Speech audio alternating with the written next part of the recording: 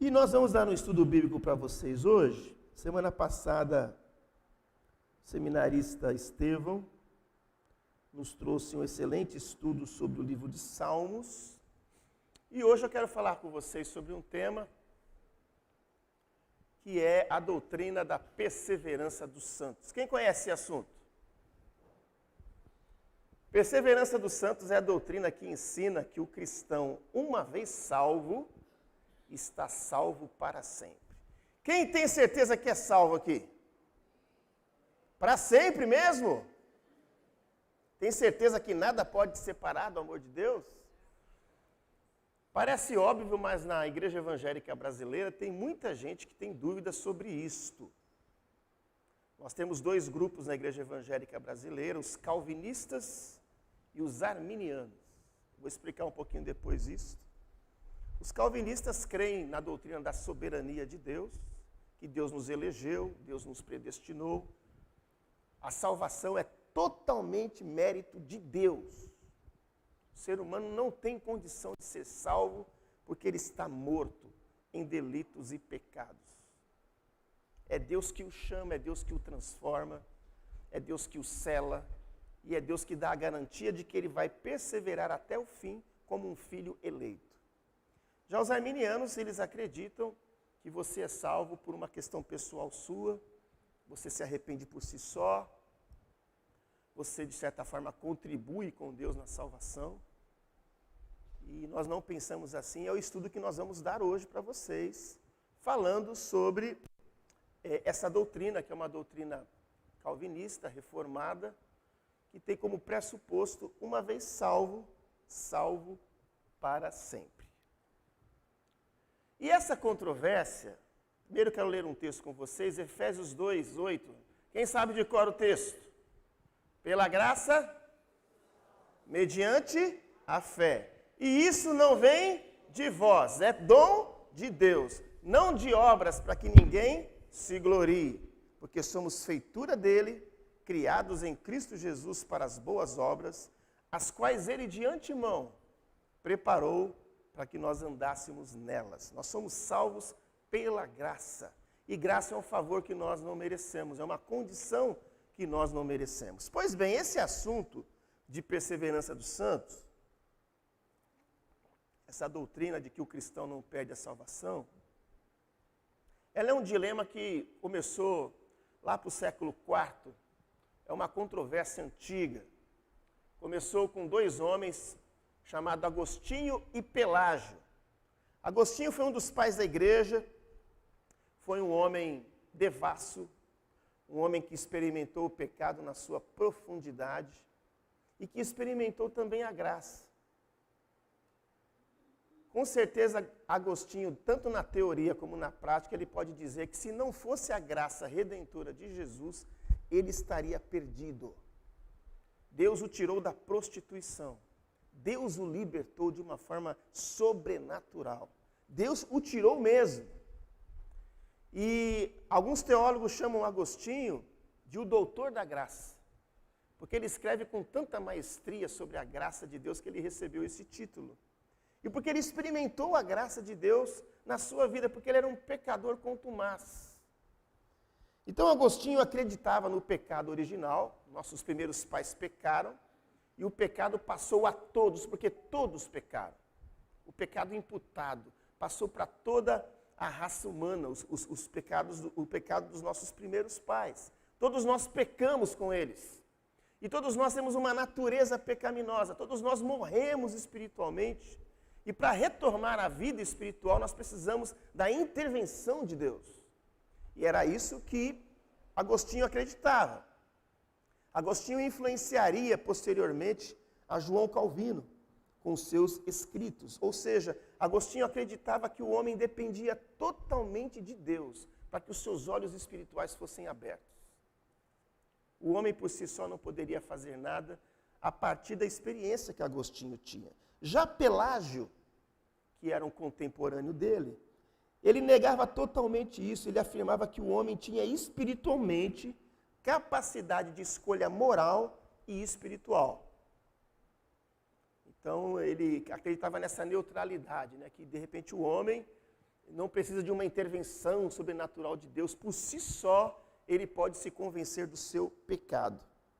E essa controvérsia, ela tomou espaço depois de 12 séculos, na figura de outros dois líderes, Calvino e Armínios.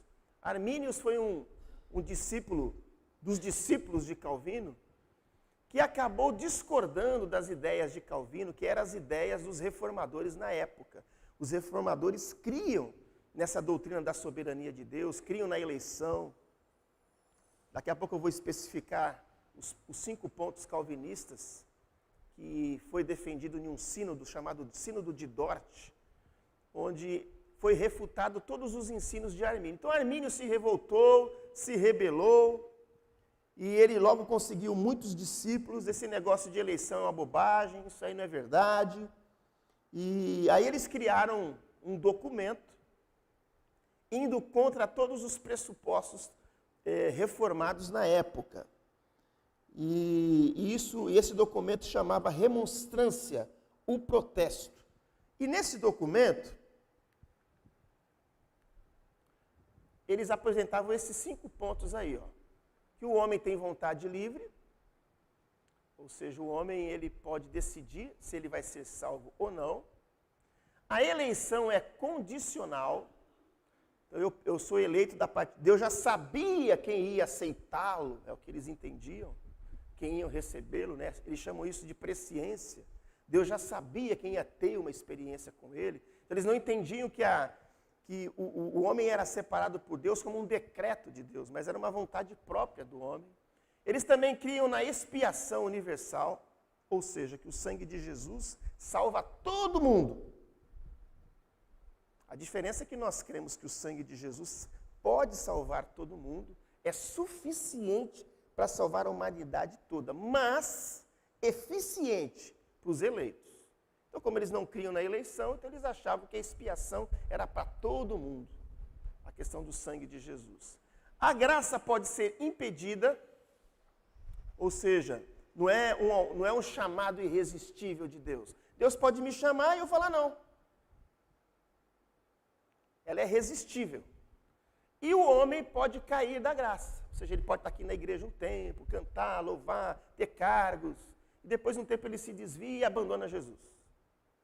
Então, nós vamos explicar por que isso acontece e em que circunstâncias acontece. E aí, diante desses documentos que os remonstrantes apresentaram, os opositores, como eles eram conhecidos, foi feito um sínodo, uma reunião, que durou de 1618 até maio de 1619. E aí eles refutaram esses 5 pontos arminianos. Então, os teólogos reformados se reuniram para discutir esses 5 pontos arminianos aqui. E colocaram 5 propostas completamente opostas. E esse foi o pensamento que perdurou na igreja reformada. E quais eram esses pensamentos totalmente opostos? Quais eram esses argumentos? Então, primeiro eu já falei ali da primeira parte do que os arminianos acreditavam. E agora, os reformados, os calvinistas. Primeiro ponto que vocês estão vendo ali, os pontos calvinistas, total depravação. Todos pecaram e destituídos estão da glória de Deus. Todos pecaram. Todos estão dependentes da vontade, da misericórdia de Deus para serem transformados, porque estão mortos em delitos e pecados. Apesar do homem não ter perdido inteiramente a imagem de Deus por ocasião dessa queda que aconteceu lá no Éden com nossos primeiros pais, todos os homens e mulheres estão indistintamente corrompidos pelo pecado, não podendo levar a efeito a sua própria salvação. Então, a total depravação é uma doutrina importante quando a gente olha para o mundo de hoje. O ser humano está num estado terrível. E só a misericórdia de Deus, só a intervenção de Deus pode tirar esse ser humano do poço.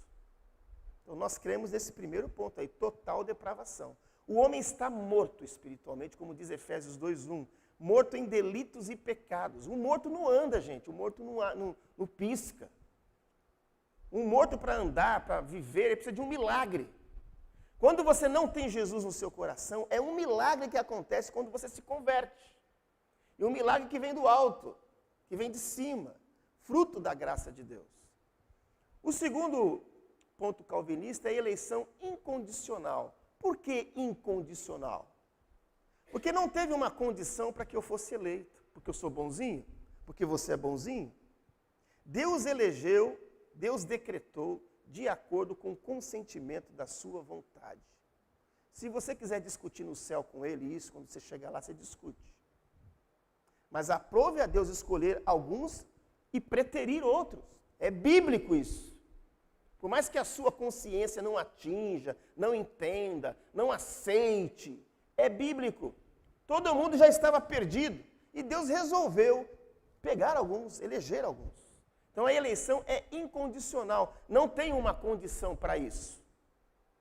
E a gente pode ver muitos textos bíblicos que demonstram essa questão, né, da eleição. Daqui a pouco a gente vai explorar um pouquinho mais isso.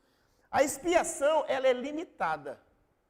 Ou seja, o sangue de Jesus, ele é suficiente para salvar toda a humanidade, se assim Deus quisesse. Mas a Bíblia diz que o caminho é estreito. Não vão ser todos salvos. Apesar de ser suficiente para salvar toda a humanidade, o sangue de Jesus é eficiente para os eleitos, para aqueles que Deus escolhe, para aqueles que Deus separa, para aqueles que Deus chama de uma forma irresistível. O quarto ponto, graça irresistível, que nós colocamos entre parênteses, vocação eficaz, ou seja, um chamado eficaz. Graça é favor o quê mesmo? Imerecido. Então, quando Jesus chama, quando o bom pastor chama as suas ovelhas ouvem a sua voz e o seguem. Gente, quando Deus Todo-Poderoso, é muito lógico isso, né? Criador dos céus e da terra, Todo-Poderoso, resolve chamar um ser humano, não tem como esse ser humano não ouvir a sua voz. Não tem. Porque é o poder dele que magnetiza e que tira a pessoa do inferno, tira a pessoa do mundo e transforma a sua vida. Na Bíblia está cheio de exemplos da graça irresistível. O apóstolo Paulo, por exemplo, ele perseguia a igreja, ele batia nos crentes, ele era opressor. Por ele ia destruir o caminho. Aí Jesus apareceu para ele, e aí, Saulo, você está me perseguindo, né? A partir de hoje você vai virar perseguido. Graça irresistível. Ele não teve como resistir a despeito das suas convicções. Então não tem essa de ateu, de agnóstico. Não tem. Quando Deus quer chamar, ele chama o pior dos pecadores. E ele transforma. E é maravilhoso crer nisso. E o quinto ponto, que é a perseverança dos santos. Que é a doutrina que ensina, ao contrário dos arminianos, que aquele que é salvo, genuinamente, redimido, lavado pelo sangue do Cordeiro, nascido de novo, que se tornou filho, Deus vai dar condições para que ele se mantenha assim até o fim. Ele pode cair? Pode. Pode quebrar a cara. Pode até em um momento se desviar. Mas o decreto da eleição vai se concretizar na vida dele, porque Deus vai fazer com que ele fique no eixo. Um exemplo claro, uma ilustração clara é filho. Quem tem filho aqui? Você ama seus filhos incondicionalmente? Sim ou não? Sim ou não? E você é pecador, né? Se depender de você para guardar seu filho, alguém tira ele da tua mão? Tira! Agora imagine o Todo-Poderoso, que me tornou filho. João 1,12, mas a todos quanto receberam, deu-lhes o poder. Qualquer coisa não. De se tornarem filhos de Deus. A saber, os que creem no seu nome. Agora o que vai ter é muita gambiarra, né? No meio evangélico. Gente que vem na igreja, gente que parece que é crente, gente que se batiza aqui na frente, gente que tem cargo na igreja, mas que nunca se converteu. Depois a gente vai ver isso com mais profundidade. Estão entendendo até aqui, gente? Então aqui nós temos os 5 pontos calvinistas. E nós temos uma confissão de fé. Quem sabe o que é confissão de fé? Tem que dar aula de escola dominical de novo mesmo aqui, ó, aqui no templo. A confissão de fé de um Westminster É uma confissão, é uma declaração, é um documento que foi escrito entre 1643 e 1648. Foram 1163 reuniões de plenário para fazer esse documento, 33 capítulos. Então, os reformadores, depois do Sínodo de Dort, o Sínodo de Dort resolveu aquela parada dos arminianos. Lembra aí que eu coloquei? Depois, no ano de 1643, lá na abadia de Westminster, na Inglaterra, os teólogos se reuniram durante vários anos para elaborar um documento que resumiria aquilo que nós cremos. Então, a Igreja Presbiteriana do Brasil tem uma confissão de fé, que é a confissão de Westminster. Ela é uma base, é uma apostila, é uma cartilha que demonstra aquilo que nós cremos. O que essa cartilha tem a dizer sobre essa questão da perseverança dos santos? Uma vez salvo, salvo para sempre. Vou pedir para alguns irmãos me ajudarem aqui. Vem cá, Junião. Ó. Aí não fico falando sozinho. Senta lá. Lê para nós aí, Júnior. A confissão de fé de Westminster. O que diz? Os que Deus aceitou em seu bem amado, eficazmente chamados e santificados pelo seu Espírito, não podem cair do estado de graça, nem total, nem finalmente, mas com toda certeza hão de perseverar nesse estado até o fim e estarão eternamente salvos. Perceberam o que eles dizem? Aqueles que Deus aceitou em seu bem amado, eficazmente, chamados e santificados pelo Espírito, não podem cair do estado de graça, nem total, nem finalmente. Mas com toda certeza, eles vão perseverar. Vamos ver o que mais diz. André, agora você, vamos lá. O casal aqui vai me ajudar. Esta perseverança dos santos depende não do próprio livre-arbítrio deles, mas da imutabilidade do decreto da eleição, procedente do livre e imutável amor de Deus Pai, da eficácia do mérito e intercessão de Jesus Cristo, da permanência do Espírito e da semente de Deus neles, da natureza do pacto da graça e de tudo o que gera também a sua exatidão e infabilidade.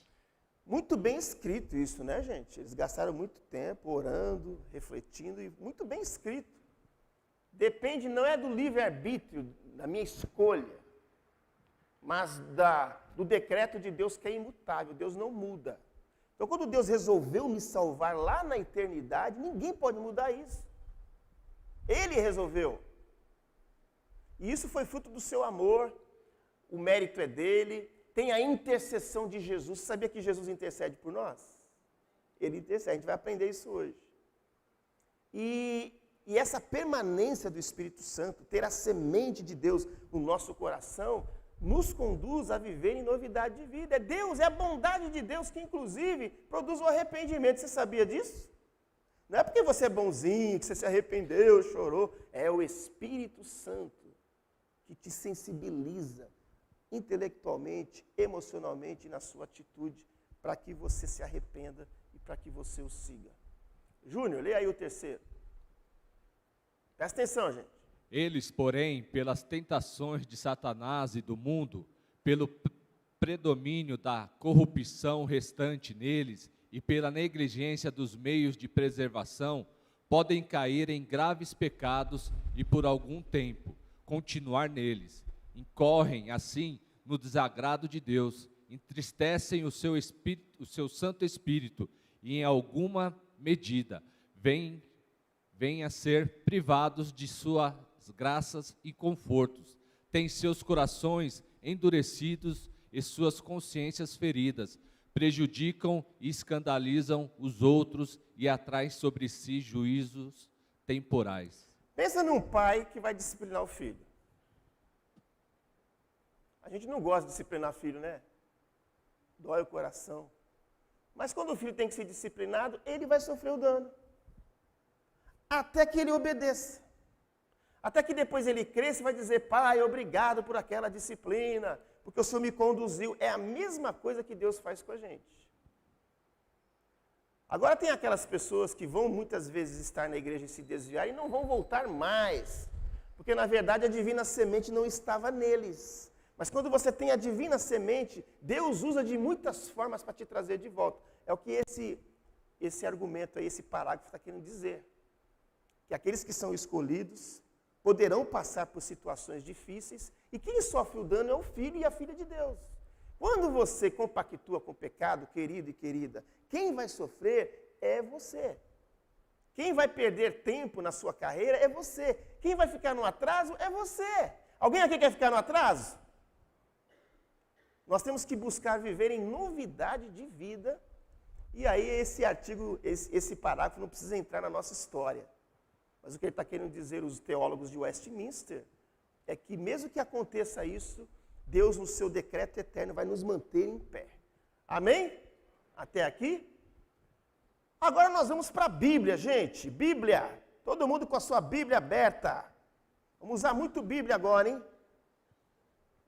É estudo bíblico. Bíblia. Vamos ver as provas da Escritura. Nós vamos ver por toda a Escritura do Velho e do Novo Testamento, minha gente, que a salvação do início ao fim é Deus. Quando os nossos primeiros pais pecaram, Deus combinou o seguinte, o Adão e Eva, é o seguinte, vocês vão comer de todos os frutos, desse aqui vocês não comem. Porque no dia que vocês comerem, vocês vão morrer. Ou seja, nós chamamos isso de pacto das obras. Deus fez uma aliança, um pacto. Me obedeçam e vai ficar tudo certo. Mas se vocês me desobedecerem, vocês vão perder. Eles obedeceram? Quebraram o pacto. Ou seja, eles não tinham como fazer nada, porque eles quebraram o pacto e morreram. Eles não iam morrer só fisicamente, eles morreram espiritualmente. Sabe aquele papo que Deus tinha à tarde com eles? Acabou. Não tem mais conversa. Deus mandou o anjo guardar a árvore da vida para que eles não tivessem mais acesso. Acabou. De quem foi a iniciativa, gente? Para trazer o homem e a mulher de volta. De quem? Foi de Deus. Quando Gênesis 3,15, Deus disse, da semente da mulher nascerá uma criança. E essa vai ferir a cabeça da serpente. A iniciativa foi de Deus. E nós chamamos essa conversa de pacto da graça. Deus estabeleceu um pacto com Adão e Eva que nos atingiria em Cristo. Então, em Cristo, nós não precisamos ficar mais mortos e separados de Deus. Nós somos atraídos por Deus e vivificados por Cristo. Pois bem, nós vamos ver aqui, queridos, vários textos bíblicos que demonstram a eficácia da salvação. Porque a salvação não é um mérito seu, não existe meritocracia na salvação. Para que você possa entender essa doutrina, você tem que refletir nisto. Um problema do meio evangélico é que tem a tal da palavra meritocracia. Não tem mérito. Pelo contrário, tem vergonha. Se não fosse a graça de Jesus, e o cântico foi bem apropriado para hoje, se não fosse a graça de Jesus, nós não estaríamos aqui. Vamos ver o Evangelho de João, gente. Abre aí em João. João 3,36. Vamos abrindo aí. Deixa eu ver se está aqui. Aqui, ó. Eu vou deixar os textos aqui, ó, vocês poderão ver, tá bom? Ó. E aí vocês já vão acompanhando comigo. Aí. Os escritos de João. O que o João tem a dizer sobre isso? Eu vou ler os textos, tá bom? Se vocês puderem me acompanhar, vocês me acompanhem. Primeiro, o cristão tem a vida eterna. Presta atenção. Ele não terá, ele já tem. Quando ele tem experiência com Cristo, o Espírito Santo entra no coração dele e o regenera, aleluia, ele já tem a vida eterna. É o que os textos vão dizer, ó. Por exemplo, João 3,36. Por isso quem crê no Filho tem a vida eterna. O que todavia se mantém rebelde contra o Filho, não verá a vida, mas sobre ele permanece a ira de Deus. Então está no presente. Quem crê no Filho tem a vida eterna. E nós temos que entender o que significa a palavra crer. A palavra crer originalmente dá a palavra de um estado contínuo de entrega, de rendição. Crer não é acreditar que Deus existe. O diabo também crê e treme. Crer no Senhor Jesus é quando você se rende completamente a Ele. No estado de consciência, no estado afetivo e na sua vontade. É uma entrega total, integral. É uma fé salvadora. Não é uma fé de cura, de milagre. Tem gente que vem na igreja para receber milagre e às vezes Deus cura. Mas isso não quer dizer que ele foi salvo. Tem gente que foi curado por Jesus que vai para o inferno. Vocês sabiam disso? Porque não experimentou a fé salvadora. Quando você experimenta a fé salvadora, você é salvo integralmente. Então, o primeiro texto que nós lemos diz que tem presente. João 5,24. Em verdade vos digo, quem ouve a minha palavra e crê naquele que me enviou, tem o quê? Tem a vida eterna, não entra em juízo, mas passou da morte para a vida. Deus o tirou da morte espiritual, e trouxe para a vida. Ele vivificou. É muito legal quando você estuda a Bíblia e você compara os textos, porque os textos trazem uma lógica, trazem uma coerência. Por isso, quando você não lê Bíblia, você fica confuso. Você precisa ler a Bíblia, comparar textos, para que você entenda o princípio bíblico e a doutrina. João 6,47. Em verdade vos digo que quem crê em mim tem a vida eterna. João 11,25. Eu sou a ressurreição e a vida, quem crê em mim, ainda que morra, viverá, e todo o que vive e crê em mim não morrerá eternamente. 1 João 5, verso 11 e 12 diz: e o testemunho é este, que Deus nos deu a vida eterna, e esta vida está no seu Filho. Aquele que tem o Filho, tem a vida. Aquele que não tem o Filho de Deus, não tem a vida. Então esses textos mostram claramente, ele não dá uma suposição. Ah, você vai crer hoje, talvez você tenha a vida eterna. Se você creu de uma forma verdadeira, autêntica, profunda, integral, você tem a vida eterna. Você fica feliz com isso? Fica triste? É? Todo mundo fica feliz. E talvez alguém fique pensando, mas pastor, o cara já tem a vida eterna, e se ele quiser viver de qualquer jeito? Se ele quiser viver de qualquer jeito, ele não foi salvo. Simples assim. Porque João vai dizer que quem tem a divina semente não pode mais viver na prática do pecado, porque ele foi liberto. Gente, o pecado é um poder que só pode ser destruído com outro poder.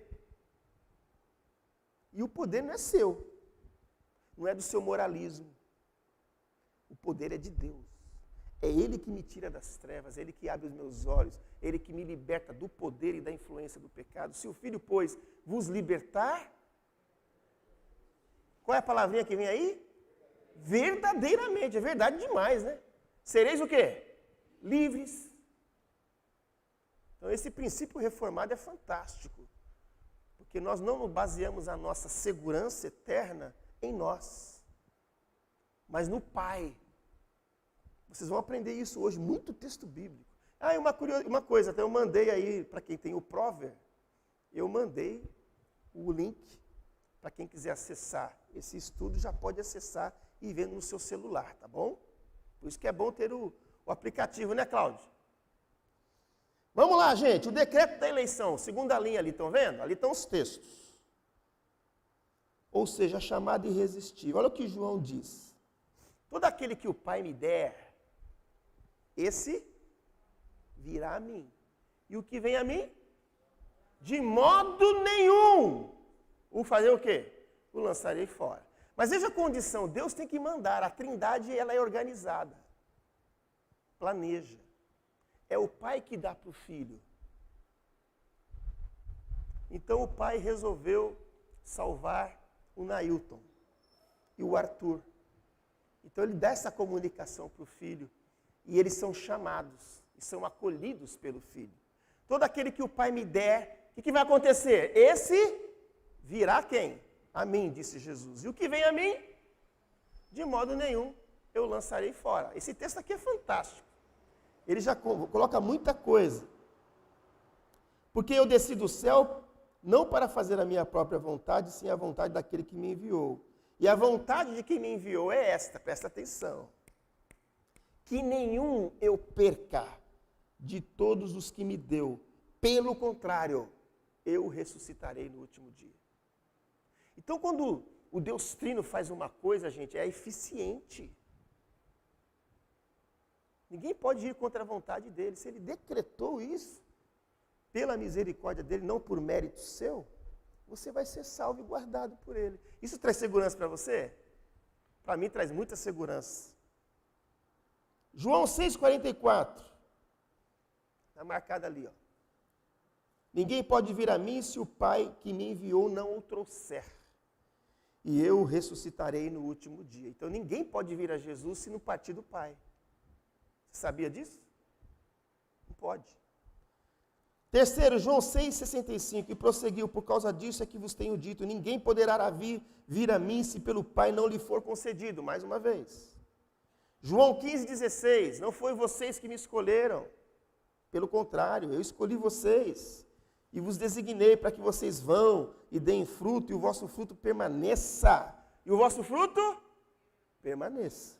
A fim de que tudo quanto pedides ao Pai em meu nome, Ele vô-lo conceda. João 17,2, assim como lhe conferiste autoridade sobre toda a carne, a fim de que ele conceda a vida eterna a todos os que lhe deste. Isso aqui já está na oração sacerdotal de Jesus. Quando Jesus ora para o Pai, orando por nós. Vocês acham que a oração de Jesus falha? Falha? Não falha. Ele orou por mim e por você, você sabia disso? Nessa oração, para que o Pai nos guardasse. O Pai que nos deu a Ele. Então existe uma lógica muito clara. Por isso que vocês precisam estudar as maravilhosas doutrinas da graça. Que não nos leva à indolência, à frouxidão. Pelo contrário, você dobra o joelho. Em gratidão por Deus ter quebrantado o seu coração. Porque se dependesse de você, meu querido, você estava no mundo agora. Você estava mergulhado no pecado. Você não tem mérito. Eu não tenho. Não é de obras para que ninguém se glorie, é graça. Vamos ver agora João. João é demais, gente. Já aconselho vocês a ler o Evangelho de João para entender a doutrina. Se ler o Evangelho de João, já aprendeu. Olha João 10, 27.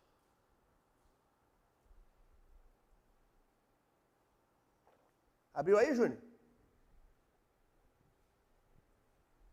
Lê aí para nós. 27 a 29.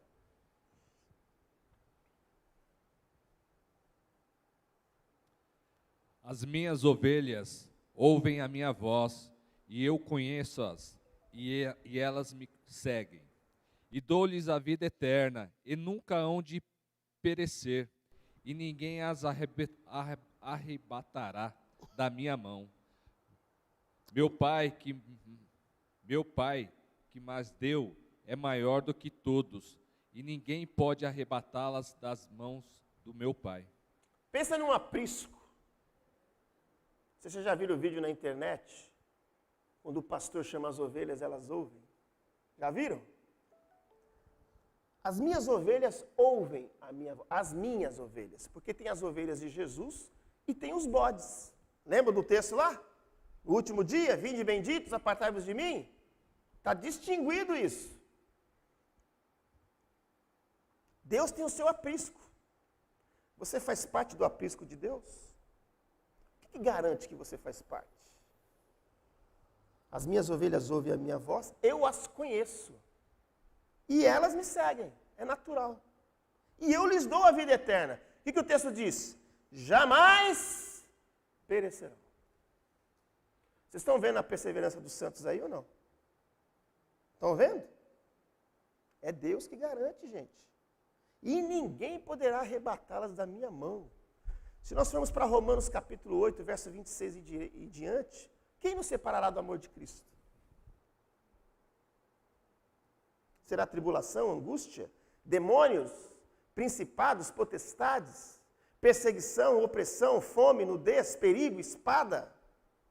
Vai juntando os textos. Vocês vão ver muito texto hoje, vocês vão juntar tudo, vai dar um negócio bom. Vai trazer convicção da salvação pela graça, que é algo maravilhoso, que deve inspirar temor e obediência a todos nós. Na oração sacerdotal de Jesus, ele fala assim: Pai, guarda-os em teu nome, que me deste. Para vir para o filho do Pai não ter que mandar? Para que eles sejam um, assim como nós. Quando eu estava com eles, guardava-os no teu nome, que me deste, e protegi-os. E nenhum deles se perdeu, exceto o filho da perdição, para que se cumprisse a Escritura. Então, Deus está dizendo que já tinha o conhecimento de que Judas se desviaria. Não peço que os tire do mundo, e sim que os guarde do mal. Não rogo somente por esses, mas também por aqueles que vierem a crer em mim por intermédio da palavra. Então, o decreto da eleição, gente, se concretiza. Nós vamos ver isso daqui a pouco. Ele nos predestinou antes da fundação do mundo. Ele nos chamou. Ele nos justificou. E Ele nos glorificará. Pacote completo.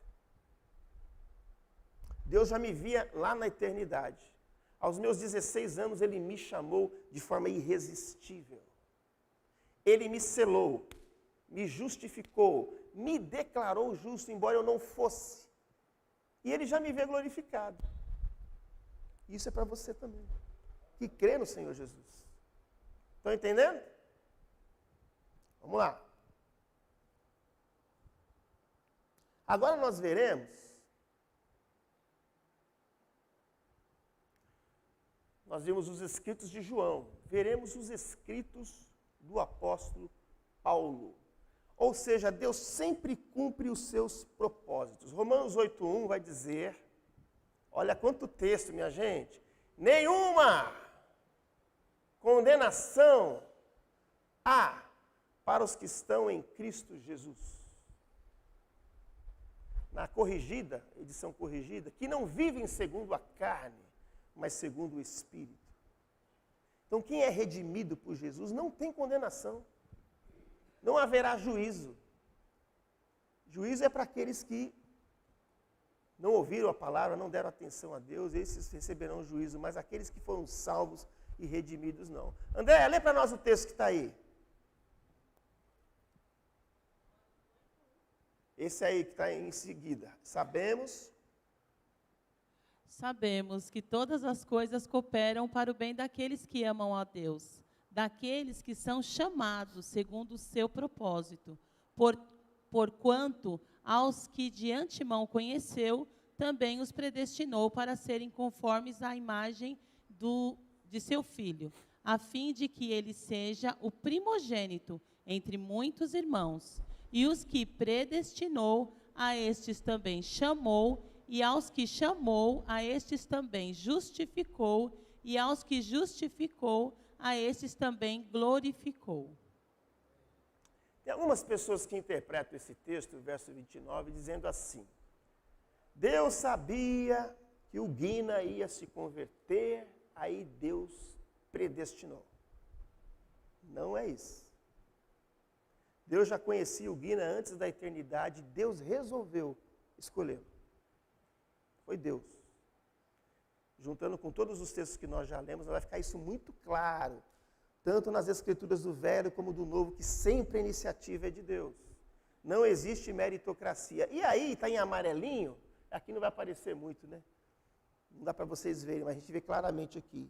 Esses 4 itens. Primeiro, a palavra predestinação, está lá em Efésios 1, 4, 5, que diz que Ele nos escolheu nele, antes da fundação do mundo, para sermos santos. Então, Deus não escolheu uma turma para qualquer coisa. Quando Deus te escolhe e te transforma, é com um propósito. Ele te predestinou para você ser separado, santo, inculpável e irrepreensível. Ele te qualifica a ser assim. É o que o texto de Efésios nos diz. E em amor nos predestinou para Ele, para a adoção de filhos, por meio de Jesus Cristo, segundo o beneplácito, quer dizer, o consentimento da sua vontade. Tudo debaixo da vontade de Deus. Aqui diz o texto, usa a palavra adoção. Por que a palavra adoção, gente? Quem eram os filhos originais? Quem? Israel. Só que Israel negou o Messias. E Deus tinha uma carta na manga. Quando a salvação foi estendida aos gentios, que somos nós. Por isso nós somos filhos adotados. Porque a salvação primariamente era para os judeus. E depois Deus, no seu grande amor, Ele amou o mundo de tal maneira que deu o seu Filho, para que todo aquele que nele crê não pereça, mas tenha a vida eterna. Ou seja, queridos, a perseverança dos santos, quer dizer, eu vou perseverar até o fim, por causa da perseverança de Deus. Porque Deus insiste em me amar, em me proteger, em me livrar, em me disciplinar como filho dele. É por isso que eu vou perseverar. A perseverança é um ato da misericórdia, do carinho e do cuidado de Deus por nós. Malaquias 3,6 diz, porque eu, o Senhor, não mudo. Por isso vós, os filhos de Jacó, não sois consumidos. Hebreus 13,8 diz, Jesus é o mesmo ontem, hoje e o será para sempre. Então, o primeiro ponto é esse aí, predestinação. O segundo é a vocação eficaz, que faz parte do pacote de salvação. Romanos 11:29 diz que os dons e o chamado de Deus são irrevogáveis. Não pode voltar para trás. Quando Deus faz uma obra, Ele começa e Ele termina. Nós somos volúveis, mas será que Deus é? Aquele que começou a boa obra em vós, há de completá-la até o dia de Cristo Jesus. Ele começou, Ele termina. Louvado seja Deus por isso. E aí é que vem a questão do chamado eficaz, né? O chamado eficaz tem a ver com essa graça irresistível, que é um ponto calvinista. Quando Deus nos chama, não dá para dizer não. Quando você realmente é um eleito dele, um salvo. Ele tem a hora, ele tem um momento, onde ele quebranta seu coração, ele rasga seu coração, onde ele produz arrependimento, onde ele produz fé e obediência. É como a ideia de um bebê que está na barriga da mãe. Nasceu, o bebê depois vai comer papinha, vai para o peito da mãe, é o que acontece com a gente. Quando você se converte, é um ato de Deus, que nós chamamos de regeneração, de novo nascimento. Na conversão, você vai começar a contribuir na santificação. Eu nasci de novo, eu estou vendo o reino de Deus agora. Eu vou começar a ler Bíblia, orar, vir na igreja, dar testemunho. Aí eu colaboro aí. Mas antes não tem como eu contribuir com nada, porque eu estou perdido, eu estou morto em delitos e pecados. Eu não tenho como reagir à voz de Deus. Deus tem que intervir no meu coração, na minha existência. Justificação é o terceiro ponto. Romanos 5,1 diz, justificados, pois, mediante a fé, tenhamos paz para com Deus em Cristo Jesus. A justificação é uma doutrina onde Deus declara você justo, embora você não seja. Você está na cadeia, prisão perpétua. Aí o juiz vem com um documento, eu quero que liberte o Evandro agora. Mas ele é um réu, condenado. Não, mas eu estou agora falando para que ele saia. Eu estou declarando ele justo. Quem tem poder para fazer isso? Quem é o juiz que tem poder para fazer isso? Só o Senhor dos Exércitos. E isso é que ocorre a justificação. Quando você entende que Deus te acolhe, embora você seja um pecador, e Ele te declara justo.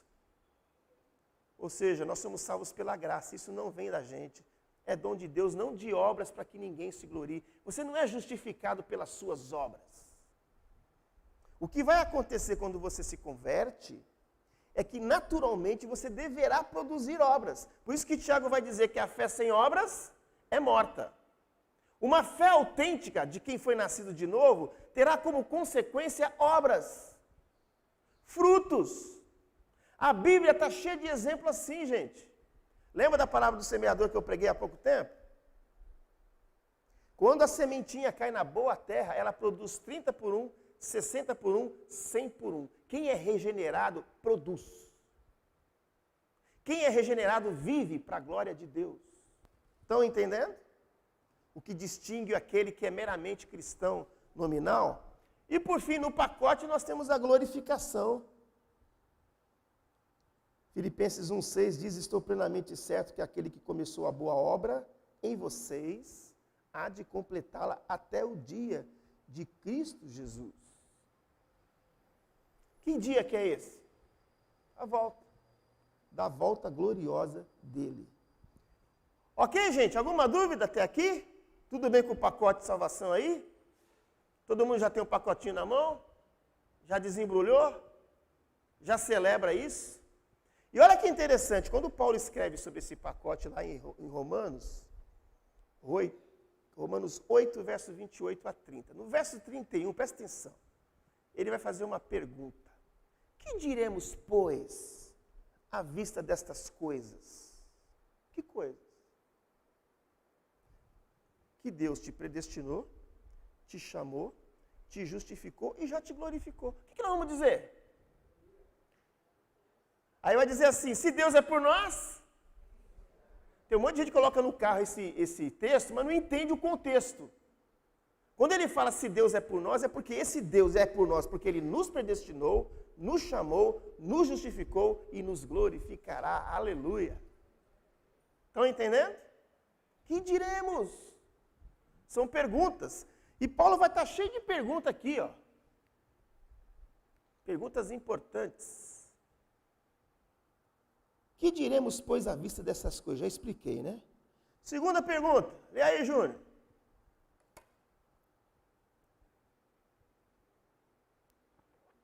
Quem tentará acusação contra os eleitos de Deus, é Deus quem os justifica. E aí alguém pode chegar assim, eu vou condenar fulano. Aí Jesus se coloca na frente. Não, é eu que justifico ele. Você sabia que o acusador, o diabo, o Satanás, ele te acusa dia e noite? E louvado seja Deus, porque Jesus se põe na nossa frente. Eu justifiquei eles. O sangue de Jesus nos purifica de todo pecado. Amém? Porque o acusador ele sempre está acusando. 1 João 9, se confessarmos os nossos pecados, ele é fiel e justo para nos perdoar os pecados e... Vamos lá, gente. E nos purificar de quê?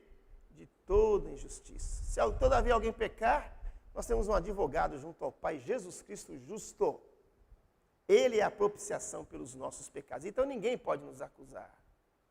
O diabo cansa de ficar nos acusando, só que ele já foi derrotado na cruz. E nós temos um supremo advogado e juiz que advoga a nossa causa. Seguinte, Júnior. Pode ler. Quem os condenará? Outra. Quem nos separará do amor de Cristo? Em todas as coisas somos mais que vencedores. É maravilhoso o hino de Romanos, gente. Em todas essas coisas, porém, somos mais do que vencedores por meio daquele que nos amou.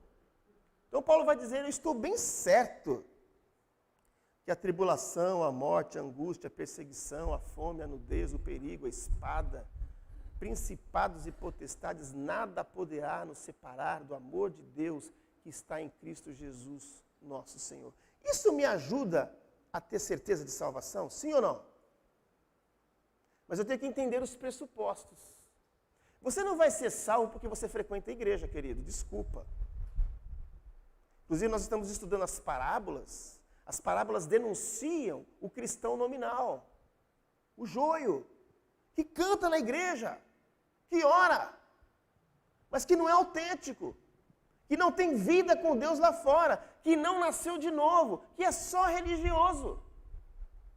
E é isso que nós precisamos distinguir, porque a turma que vai discutir, os arminianos quando vão discutir isso, mas fulano foi na igreja, foi pastor, desviou. O fato de você falar algumas coisas, não quer dizer que você é salvo. Pelos frutos os conhecereis. Então essa é a base do nosso estudo. Então, as cartas de Paulo, especialmente Romanos, mostram isso. Mais alguns textos, né? Nada no passado, no futuro, poderá nos separar do amor de Deus, nós já lemos isso. E eu vou ler aqui alguns textos a mais de Paulo, presta atenção, está aí na relação, embaixo, segundo parágrafo.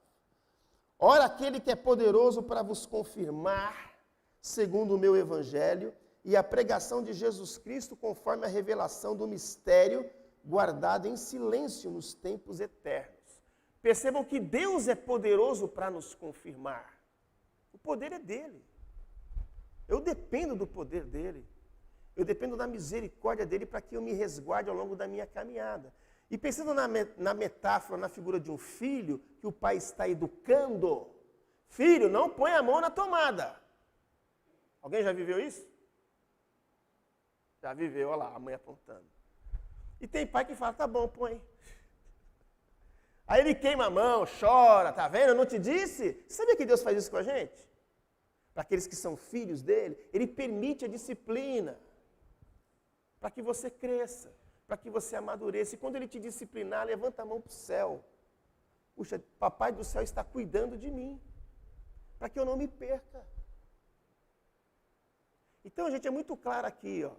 Quando você tem consciência de que Deus te chamou, não brinca com o pecado. Pecado nunca vai te fazer bem, nunca. Guarda o que eu estou dizendo hoje. Na área sexual, na área da alimentação, na área da religião, na área dos relacionamentos, seja a área que for. Faz a manutenção da tua alma e confirma a tua eleição dia após dia. Amém? E aí você vai ficar tranquilo. Você vai ter segurança eterna. 1 Coríntios 1,8, o qual também vos confirmará até o fim, para que vocês sejam irrepreensíveis no dia de nosso Senhor Jesus Cristo. É mais um texto que confirma que Deus guarda o seu povo. Olha esse daqui, ó, 1 Tessalonicenses 5, está tudo ali, ó, 23 e 24. 1 Tessalonicenses 5, 23 e 24. Diz assim, o mesmo Deus da paz vos santifique em tudo, e o vosso espírito, alma e corpo. Ou seja, ele vai nos santificar integralmente. Que o vosso espírito, alma e corpo sejam conservados íntegros e irrepreensíveis. O que é irrepreensível? E não vai pisar na bola, né? Não vai se afastar dele. Na vinda de nosso Senhor Jesus Cristo, fiel é o que vos chama, ó a chamada, a graça, o qual o fará. Então Deus, gente, ele tem uma promessa, ele começou a boa obra em mim, ele vai me manter íntegro. Até o dia da volta dele. Eu posso cair? Posso. Se eu quiser cair, eu caio. Me machuco. Aí você é aquele filho que tomou uma surra e vai ter que lembrar da surra que tomou, porque foi desobediente. Estão entendendo?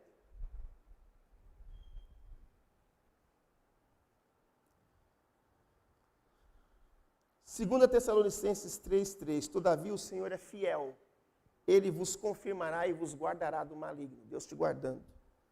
2 Timóteo 1,12, por isso estou sofrendo essas coisas, todavia não me envergonho, porque sei em que tenho crido.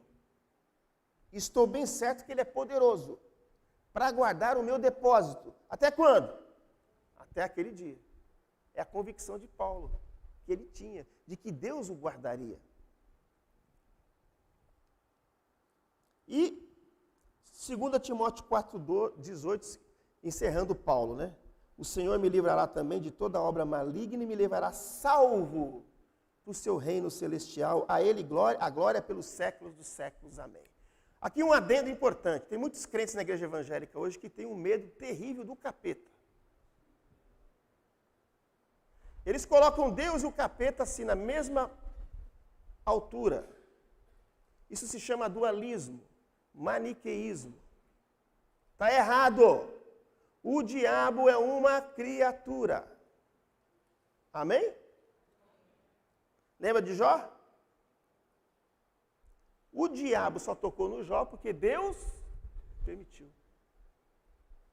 Então tem gente hoje, essa doutrina de batalha espiritual, quando você conhece as maravilhosas doutrinas da graça, você não fica refém do que o pessoal fica ensinando por aí. Tem pessoas que ensinam por aí, por exemplo, sobre maldição hereditária. Gente, o sangue de Jesus é eficaz. O que Jesus fez na cruz foi suficiente, eficiente e único. Aí você vê igrejas que ficam fazendo ritual para a pessoa se... A pessoa diz que já se converteu, mas tem um demônio do tataravô dele que prende ele ainda. Isso daí, gente, é distorção teológica, porque não entende as maravilhosas doutrinas da graça. Se Jesus me libertou, o diabo tem que vazar, porque ele me libertou. E a obra de Cristo foi perfeita, ele é o Todo-Poderoso, ele é o El Shaddai. Aí você vê algumas doutrinas em algumas igrejas que parece que Jesus está com medo do diabo. O diabo é criatura, gente. Então esse texto que eu li por último do Paulo, ele está dizendo, Deus me livrará de toda obra maligna. Então o diabo não tem poder na sua vida, viu? Se você está em Cristo. Se você estiver na religião, é perigoso, mas se você estiver em Cristo, ele não vai ter poder. Vamos caminhando. Falei de João, não falei? Falei de Paulo, agora cartas gerais. Lê aí, Júnior. André agora, né, André? Lê aí. Bendito Deus e Pai de nosso Senhor Jesus Cristo, que segundo a sua muita misericórdia, nos regenerou para uma viva esperança, mediante a ressurreição de Jesus Cristo, dentre os mortos, para uma herança incorruptível, sem mácula, imarcessível, reservada nos céus para vós outros, que sois guardados pelo poder de Deus, mediante a fé, para a salvação preparada para revelar-se no último tempo. Gente, que texto fantástico! Vocês estão juntando os textos aí ou não? Como é que está a sua cabecinha? A palavra de Deus está falando com você? Bendito o Deus e Pai de nosso Senhor Jesus Cristo, que segundo a sua muita misericórdia. É a misericórdia dele, por causa dela que a gente não é consumido. Nos regenerou. Eu fui regenerado pela misericórdia de Deus. E fui regenerado para quê? Acompanha o texto. Para uma viva ou uma morta esperança? Estão entendendo aí? Estão juntando? Ele me regenerou, gente, para uma viva esperança. Para que eu tenha convicção do que ele fez. Segundo a sua misericórdia nos regenerou para uma viva esperança, mediante a sua ressurreição, para uma herança indestrutível.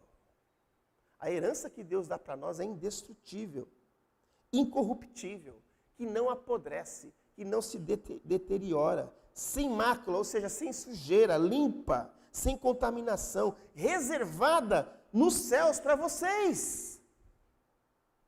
Que sois guardados por quem? Quem é que nos guarda? O texto diz. Guardados pelo quê? Pelo poder de Deus. Estão juntando as peças? É o poder de Deus que me guarda. Aleluia! É o selo dele que me guarda, é a presença dele que me guarda. Guardados pelo poder de Deus, mediante o quê? A fé. Então você tem que fazer sempre a manutenção da sua fé, essa é a sua parte. Para a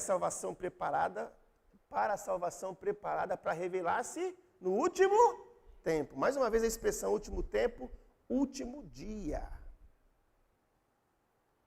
Olha o que Judas 1:24 diz. Vamos ler todo mundo junto agora? Vamos lá? Ora, que é poderoso para vos guardar de tropeços e para vos apresentar com exultação, imaculados, diante da sua glória, ao único Deus, nosso Salvador, mediante Jesus Cristo, Senhor nosso, glória, majestade, império e soberania, antes de todas as eras e agora, e por todos os séculos. Amém. E aí, filho de Deus e filha, está se sentindo seguro ou não? Eu estou. Esse texto aqui confirma isso. Ele que é poderoso. Ele é o Pai do céu, o paizinho ou o paizão que cuida da gente. Porque foi Ele que começou a obra, foi Ele que fez. E se Ele fez, Ele não vai dar para trás. Ele vai manter o decreto dele na nossa vida, na nossa história. Já está dando horário já, né, gente? Dá para continuar um pouquinho ou não? Vamos lá. Eu quero concluir, queridos, eu falei de textos bíblicos. Agora eu vou falar das doutrinas que caracterizam o que nós estamos dizendo. Vou rapidinho aqui. Primeiro, a eleição incondicional. Já falei, né? Aqui diz que Ele nos escolheu nele antes da onde? Só do mundo. Para sermos o quê? Santos e irrepreensíveis perante Ele. Foi Ele que nos adotou. Foi Ele que nos escolheu. Olha que interessante para quem tem dúvida, para quem está chegando aqui agora, para quem de repente não é presbiteriano, está recebendo esse choque de ideias aqui. Tem coisas, gente, que a gente não vai entender. A doutrina da eleição mesmo eu não compreendo racionalmente falando. Por que ela é incondicional? Não tenho como explicar. Quando eu chegar lá no céu, se Deus quiser falar comigo, eu só sei que eu fui salvo. E que eu tenho que pregar. E graças a Deus que eu não sei quem é eleito. Porque se eu soubesse, mas eu não sei. E não caia nessa bobagem, esse fulano aqui é bonzinho, acho que tem cara de eleito, hein? Às vezes esses bonzinhos aí são os piores que tem. Porque quando Jesus quer salvar um pecador miserável, Ele salva, aleluia. Eu tenho que pregar. Então pregue. Deixa com Deus. Vamos ler junto, Deuteronômio 29, pode ler. Todo mundo. As coisas...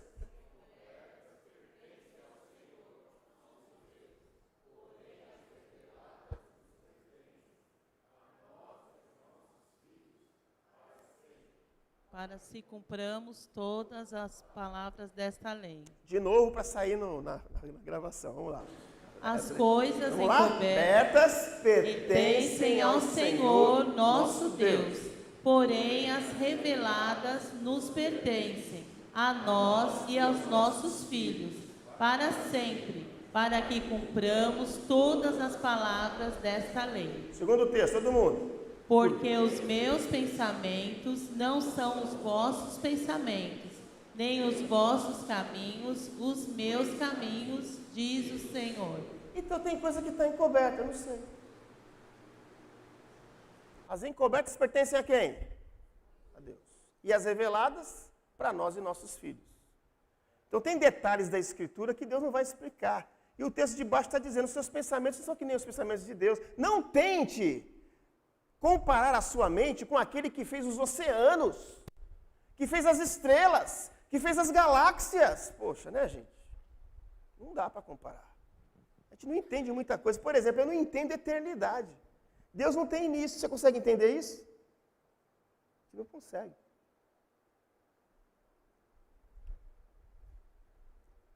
Frase de João Calvino. Lê aí, Júnior, para a gente.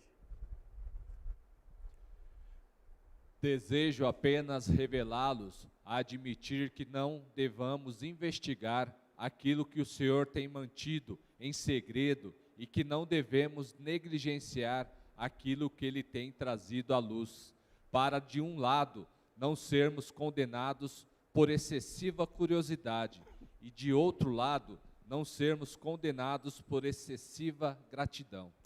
Entenderam o que o mestre Calvino disse? Quanto a essas questões mais complicadas, mais difíceis. As características da eleição, só vou citá-las aqui, ó. O seu autor é Deus. É Deus, não foi você. Sua natureza incondicional. Seu objeto, os eleitos.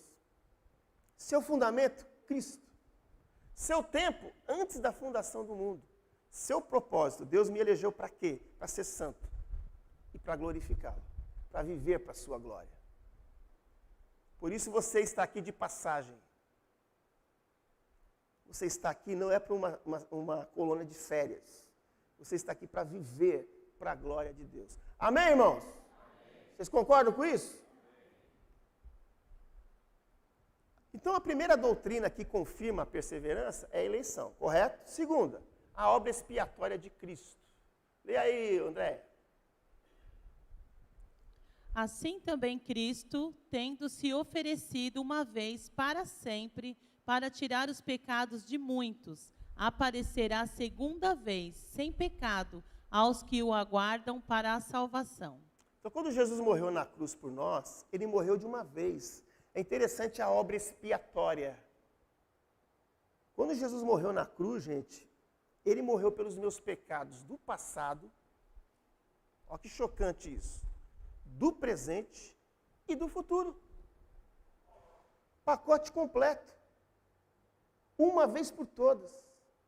Aí talvez alguém está pensando, puxa, ele morreu pelos meus pecados do futuro, então eu vou pecar à vontade. É isso, gente? Porque eu não sou mais escravo do pecado, uma vez que eu sou regenerado. Ele me libertou a minha mente, o meu coração e a minha vontade do poder do pecado. Religião não faz isso. Tem gente que vem para a igreja e põe maquiagem de crente. Só que na segunda-feira ele não é nada daquilo que ele canta, porque ele não foi regenerado. Vocês estão entendendo? Júnior. Com efeito, nos convinha um sumo sacerdote, assim como este, inculpável, sem mácula, separado santo dos pecadores, e feito mais alto do que os céus, que não tem necessidade, como os sumos sacerdotes, de oferecer todos os dias sacrifícios, primeiro por seus próprios pecados, depois pelo povo, porque fez isto uma vez por todas, quanto a si mesmo se ofereceu. Então imagina, gente, se Jesus faz uma obra assim e você não é salvo. Ele se equivocou. Diz que ele fez uma vez por todas. Então, quando ele derramou seu sangue pela minha vida e pela sua, foi para que uma vez por todas nós fôssemos remidos. E aí nós fazemos a manutenção da nossa alma todo dia, usando 1 João 1,9. Se confessarmos os nossos pecados, ele é fiel e justo para nos perdoar os pecados e nos purificar de toda injustiça. Você tem que fazer isso todo dia no varejo. Porque quando nós não temos Jesus, você peca à vontade. Você não está nem aí. Agora, quando você recebe Jesus, você vai começar a viver uma briga, todo dia, com o seu velho homem. Com o seu temperamento. Com a sua história de vida. E se você quer ficar aprimorado, santifique a sua vida, leia a Escritura, ore, testemunhe, seja grato e confesse pecados. De maneira que você tenha consciência de quem você é. E cada vez, as pessoas mais íntimas de Deus, gente, são as pessoas que têm mais consciência do seu pecado. Vocês sabiam disso? Davi diz, enquanto eu calei os meus pecados, envelheceram os meus ossos, pelos meus constantes gemidos todo dia, porque a tua mão pesava como? Dia e noite sobre mim. Mas quando ele confessou, Deus devolveu a alegria da salvação. Você quer ser um cristão alegre, cheio do Espírito Santo, vivenciando o fruto do Espírito todo dia? Confissão de pecados. E aí você se liga com Jesus diante daquilo que ele fez por você na cruz. Quem é o próximo aí? Tendo cancelado o escrito de dívida que era contra nós e que constava de ordenanças, o qual nos era prejudicial, removeu-o inteiramente, encravando-o na cruz, e despojando os principados e as potestades, publicamente os expôs ao desprezo, triunfando deles na cruz. Nós tínhamos um documento que nos condenava ao inferno. Lá na cruz, Jesus o cancelou. Será que Jesus é volúvel? Ah, cancelei, mas acho que eu vou condenar de novo, Júlio. Ele fez uma vez por todas.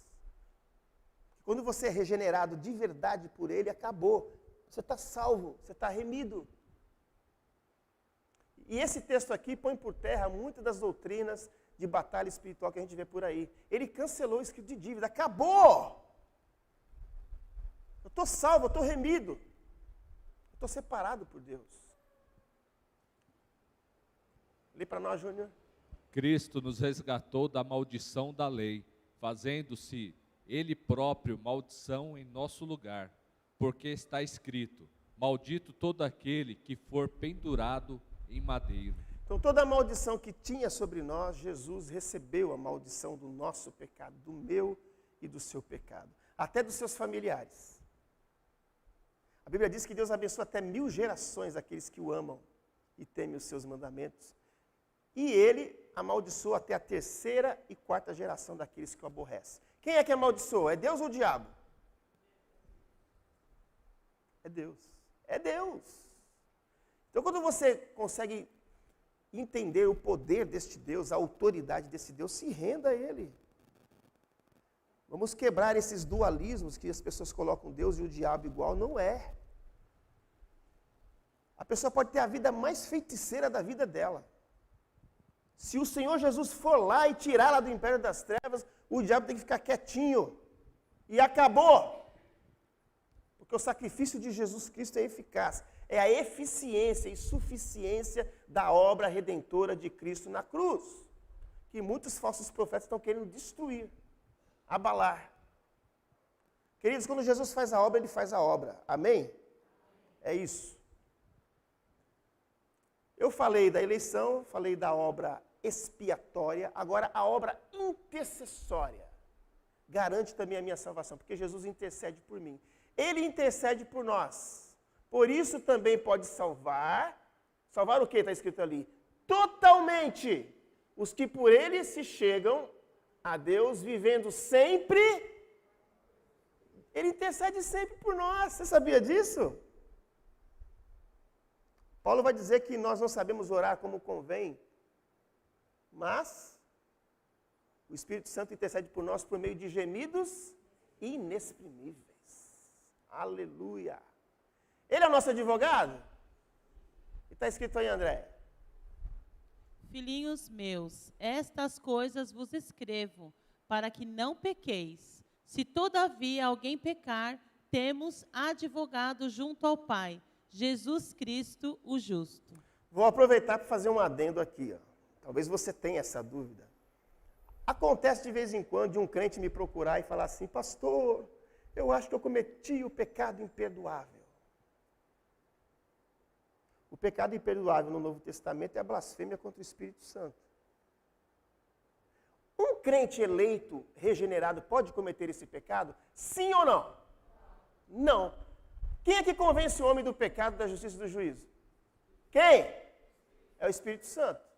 Então, se ele fez a obra em mim, ele me mudou, como é que eu vou ir contra ele? Então, se alguém vive esse dilema, está repreendido. Se você já tem aquele sentimento de você querer Jesus, já mostra que você não poderá praticar esse pecado.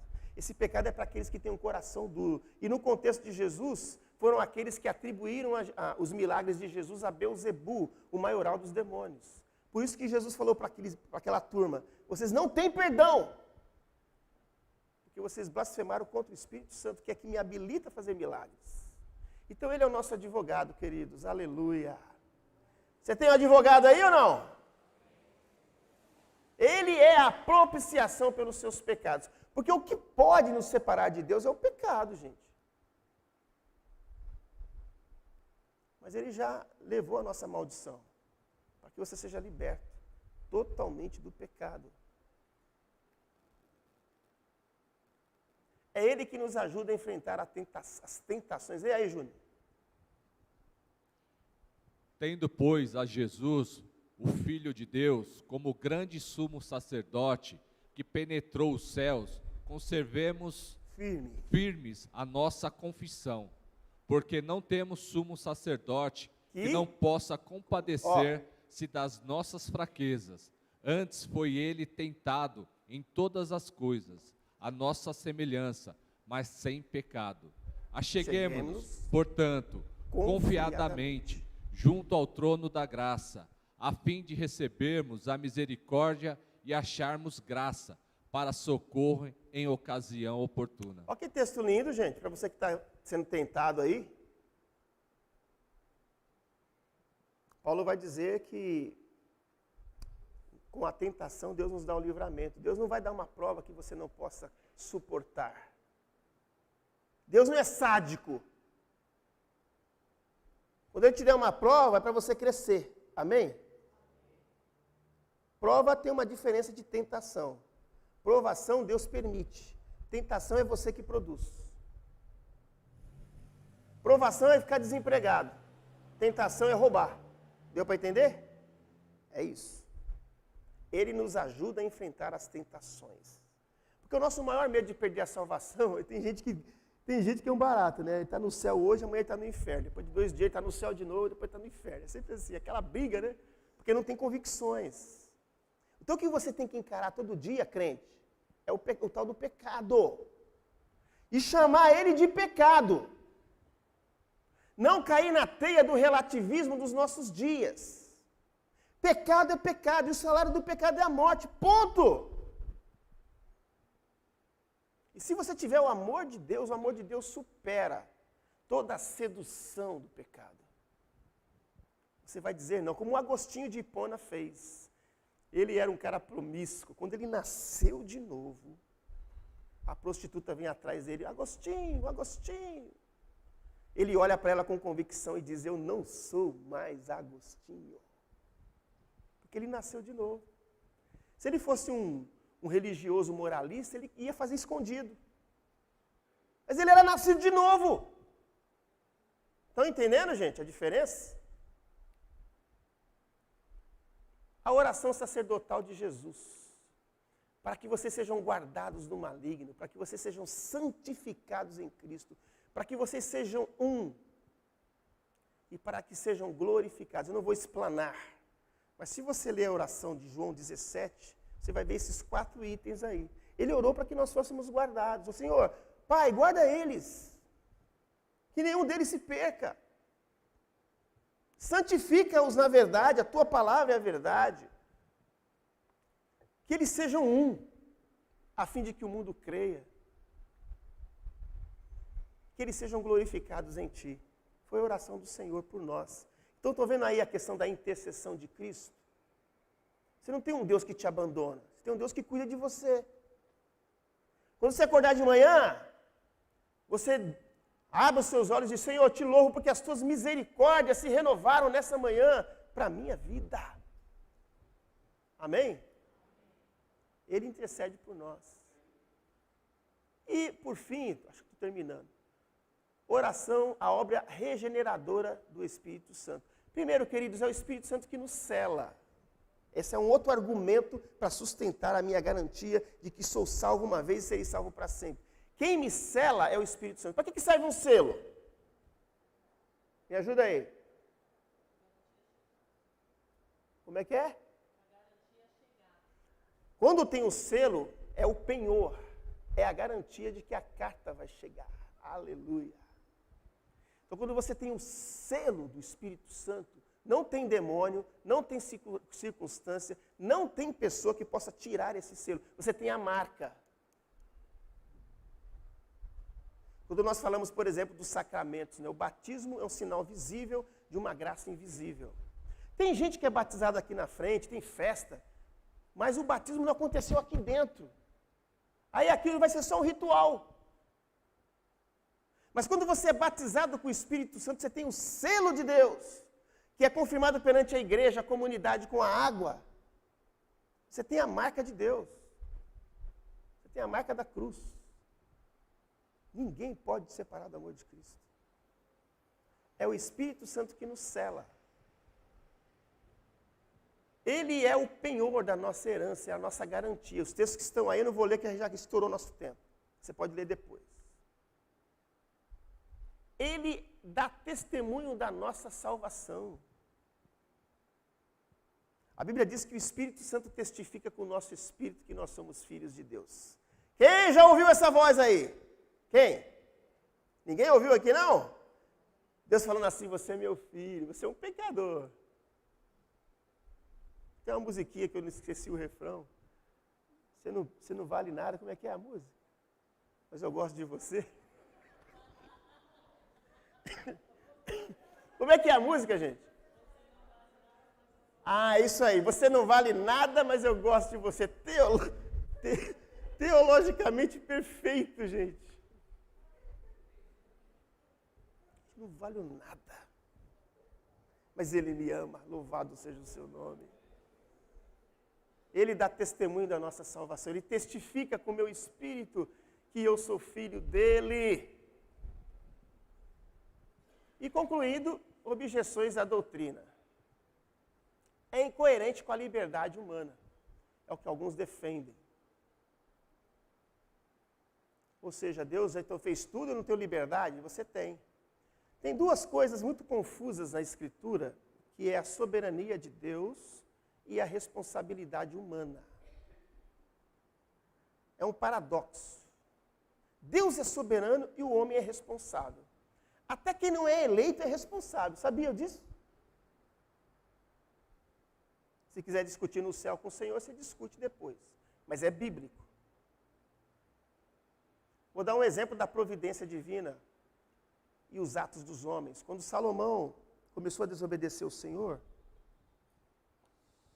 Deus ficou triste. As mulheres corromperam o coração dele.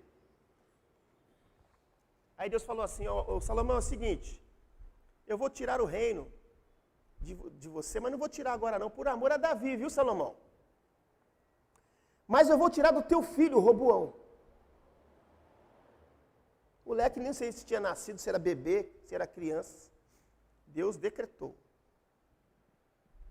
Aí, quando Salomão morreu, Roboão, jovenzinho, os mais velhos vieram, Roboão, seu pai pisou na bola com a gente, hein? Apertou, hein? Vem devagar, ouve o nosso conselho e o povo vai estar contigo. Tá bom. Aí ele ouviu os amigos mais jovens. Que é isso, Roboão? Mostra quem você é. Eu pergunto, quem Roboão ouviu? Os velhos ou os mais novos? Quando ele ouviu os mais novos, Deus levantou um homem chamado Jeroboão.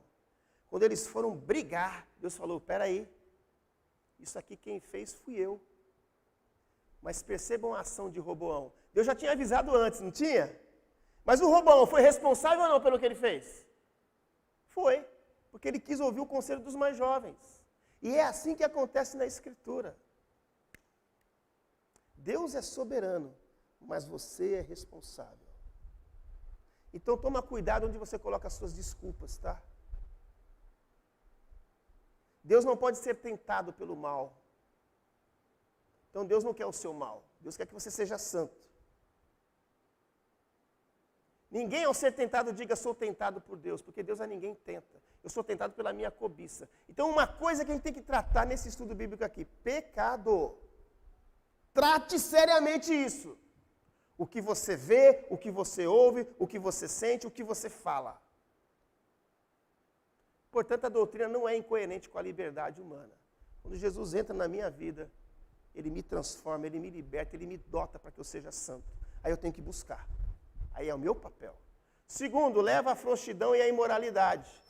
Ah, todo mundo é salvo então? Então vamos pintar e bordar agora. Comamos e bebamos porque amanhã vamos morrer. Quem pensa assim não é salvo. Quem é salvo tem temor por Deus. Quem é salvo não quer desagradar o Santo Espírito. Quem é salvo ama Jesus. O que Jesus disse? Aquele que me ama é aquele que faz o quê? Aquele que tem os meus mandamentos e os guarda, esse é que eu me amo. E aquele que me ama, eu também o amarei e me manifestarei a ele. Você ama Jesus? Pergunta de Jesus para Pedro. Você me ama, Pedro? Você me ama? Você me ama? E Pedro tinha caído, não tinha? Ele se arrependeu. Se alguém aqui está caído, Jesus te perdoa hoje, agora. Te lava. É diferente daquele que fica vivendo uma vidinha de aparência. Deu para entender, gente? E o terceiro, há controvérsias na Escritura. Tem um monte de textos chamados de textos arminianos.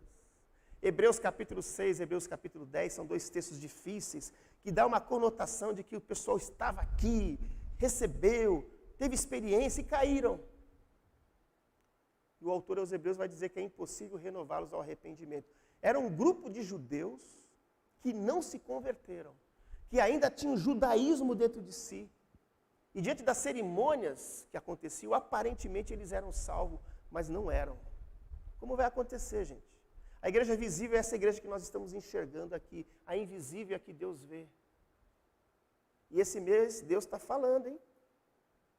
Esse mês Deus responsabiliza a sua igreja. Você que está ouvindo aí, ó. Porque Deus nos alerta das parábolas, por exemplo, Ele quer alertar que você pode ser um joio. E de repente você pode se arrepender e mudar de rumo. Amém? Vamos ler todo mundo junto para ir embora. Vamos lá. Por isso, irmãos, orai com diligência cada vez maior, confirmar a vossa vocação e eleição, porquanto procedendo assim, não tropeçareis em tempo algum. Se alguém tem dúvida de doutrina e quiser participar da nossa classe, fazer uma reciclada, talvez para o próximo semestre, próximo ano, procure eu e o Valmilson, tá bom? Porque eu vi que tem um monte de crente aqui que precisa de uma reciclada, hein? Doutrinária. Vamos ficar em pé, gente?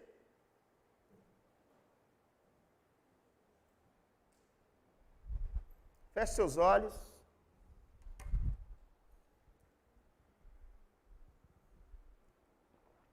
Agradeça a Jesus de Nazaré, porque você é salvo.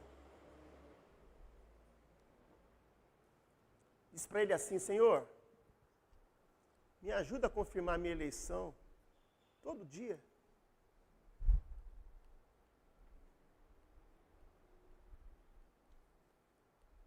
Quem é eleito não é arrogante. Quem é eleito é humilde. É quebrantado. É mais ou menos o ladrão da cruz da direita. Lembra-te de mim. Você tem esse sentimento já? E se porventura tem alguém aqui que não é salvo, Jesus pode te salvar hoje. Creia nele. Creia que ele ressuscitou dos mortos. Creia que ele morreu pelos seus pecados e você será salvo. Quando a palavra de Deus é pregada, o Espírito Santo usa a sua palavra para convencer homens e mulheres do pecado, da justiça e do juízo. É ele que regenera. Louvado seja o seu nome. Presbítero Guina, som. Por favor, ore pela igreja. Ore para que Deus nos abençoe, nos leve em paz para casa e que essa palavra não se perca, mas possa produzir frutos nas nossas reflexões e convicções. Oremos. Deus querido, nós queremos te agradecer, ó Pai, pela graça, por tamanha graça derramada sobre as nossas vidas, ó Pai. Nós estávamos condenados, Pai, e o Senhor nos resgatou, Pai. E a nossa palavra nesta manhã é obrigado, Deus. Obrigado, Senhor. Obrigado, Papai. Nós não merecíamos, ó Pai, mas o Senhor foi tão generoso, o Senhor foi tão bondoso, o Senhor foi tão gracioso para conosco, Pai, que nós não temos nem altura, nem largura, nem profundidade. Nós não temos palavras para agradecer ao Senhor, Pai, pela salvação em Cristo Jesus. Te louvamos pelaquela morte de cruz. Te louvamos pelo Espírito Santo que habita em nós. Te agradecemos porque o Teu Santo Espírito faz morada em nós e Ele intercede por nós pelos nossos gemidos inexprimíveis, ó Pai. Ó Deus, se tem alguém aqui, ó Pai, se tem alguém ouvindo, Pai, esta mensagem, Pai, que ela possa ser tocada pelo Teu Espírito, Pai. Como o pastor Gilberto disse, A nossa função é pregar a palavra. E hoje ela foi explanada de uma forma tremenda, de uma forma maravilhosa, de uma sabedoria tremenda, Pai, pelo pastor. E que através da voz do pastor, a tua salvação possa chegar em lares, em famílias, em vidas, e salvar vidas, ó Pai. Trazer vidas, Senhor, que estão perdidas, ó Pai, para o teu reino, para a tua luz. Cuida, Pai, daqueles que o Senhor já escolheu, daqueles que o Senhor salvou, Pai. Intercedemos pelas famílias, pelos lares que estão perdidos, ó Pai. Te agradeço por este momento, por estarmos aqui, Pai. Te agradeço pela salvação em Cristo Jesus. Te louvo pela vida do pastor Gilberto, ó Deus, que trouxe essa palavra por nós, ó Pai. Te louvo pela vista do pastor Fábio. Te louvo pelo conselho dessa igreja, Pai, que prega a tua palavra, que tem zelo pela tua palavra, Pai. A nossa palavra é gratidão, em nome de Jesus. Amém. Deus abençoe a todos. Bom almoço. Amém? E até a noite, se Deus quiser. Deus abençoe vocês. Deus te abençoe. Amém.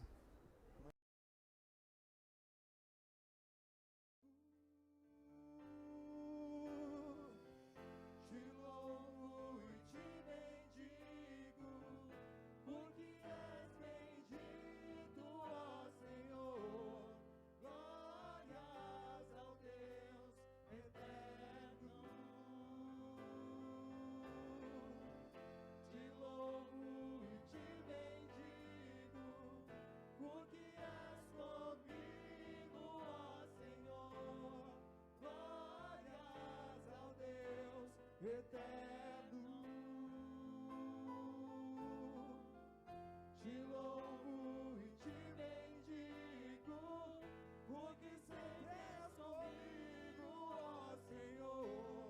Glórias ao Deus eterno, eterno, ao Deus eterno. Glória